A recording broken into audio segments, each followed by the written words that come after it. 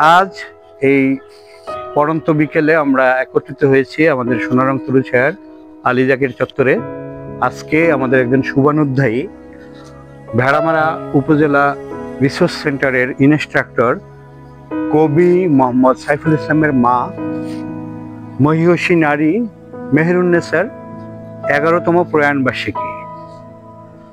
তাকে স্মরণ করে, তাকে উৎসর্গ করে আমরা কবি মোহাম্মদ সাইফুল ইসলামের সৌজন্যে আজ আমাদের এই বৃক্ষপ্রেমী শিক্ষার্থীদের বিভিন্ন গাছের চারা উপহার দিয়েছি।